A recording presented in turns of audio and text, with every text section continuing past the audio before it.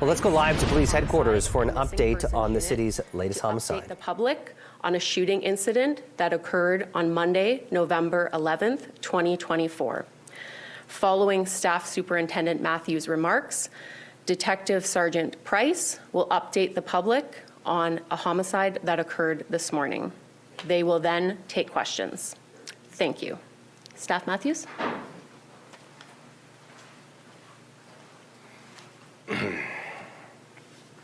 Good morning. Today we are showcasing the 16 firearms that were seized in connection with the shooting incident that occurred just a few nights ago in downtown Toronto. On November 11th at approximately 11:15 p.m., officers were in the area of Queen Street West and Dufferin Street in relation to a male wanted for a robbery. While the officers were conducting observations, they observed a white Honda drive into a parking lot of a nearby grocery store and park. The grocery store is located directly behind 1196 Queen Street West. 3 males exited the Honda, all armed with handguns, and discharged approximately 50 rounds towards the rear of 1196 Queen Street West. At the time, there were dozens of people at that location attending a birthday party. Shortly after the shooting started, numerous individuals exited the address and returned fire.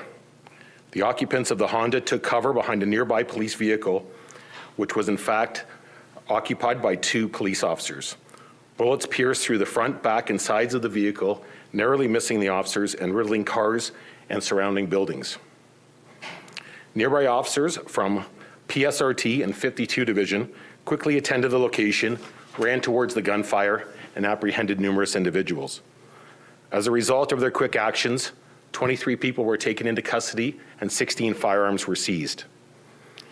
These weapons serve as a stark reminder of the real and present danger that illegal firearms pose to our community, to innocent citizens, and to officers who bravely respond to these incidents. What makes this situation even more alarming is the context in which these firearms were found.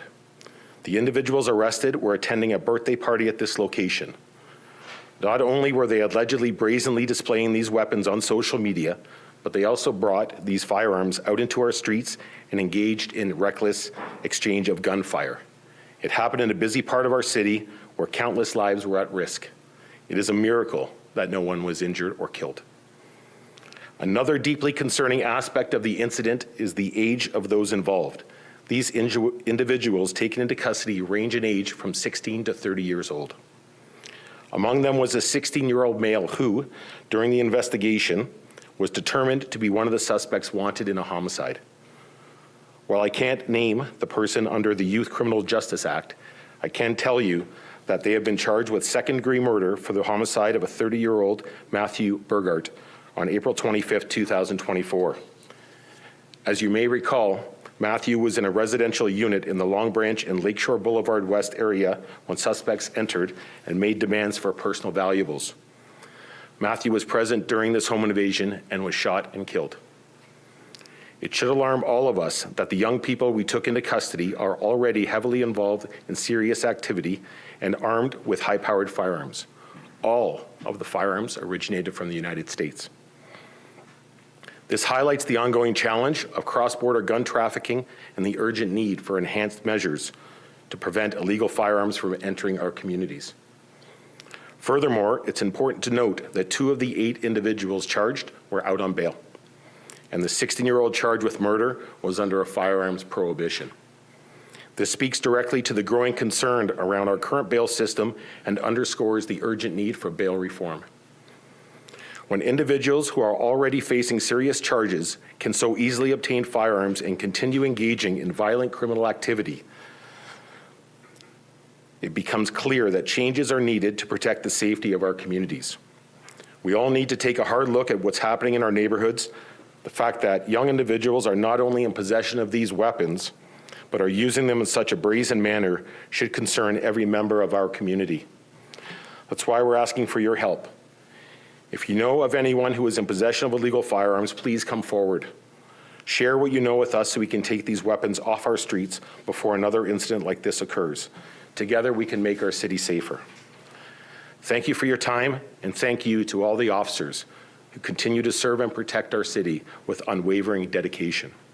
I'll now pass it over to Detective Sergeant Price to speak about this morning's homicide.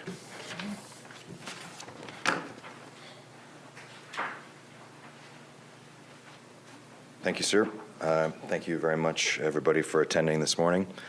I'm here to speak about homicide 77 for 2024.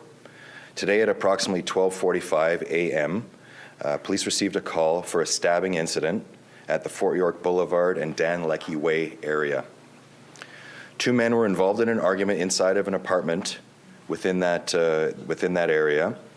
While I can't speak to what the argument was about, both men ultimately stabbed each other, and officers attended and located these two individuals inside of the apartment with life-threatening injuries. First aid was rendered by officers and paramedics. Both individuals were transported to local hospitals where they were tended to. Ultimately, one of those individuals passed away. The other individual remains in the hospital in critical condition. At this time, there are no outstanding suspects or any kind of ongoing public risk as a result of this incident that we have been able to identify. The two men were known to each other. We are currently working on identifying the deceased individual and notifying, and then once that's complete, we will then take steps to notify next of kin before we'll be publishing any further information. Thank you very much, and I'll now take some questions.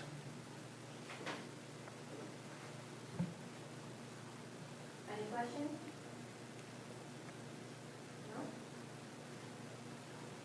No? Okay. Thank you. We've been listening to Toronto Police update the media on a couple of incidents. First off, the one earlier this week that resulted in about 100 shots being fired.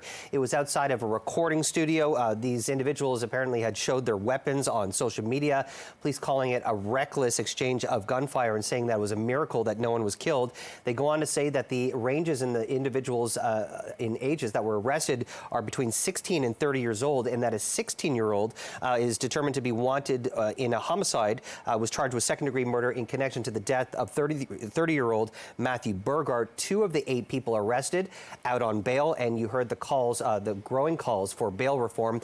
And in regards to the stabbing that took place at Fort York and Dan Leckie Boulevard, 2 men apparently got in an argument inside an apartment. They stabbed each other. 1 man died in hospital. The other is in critical condition.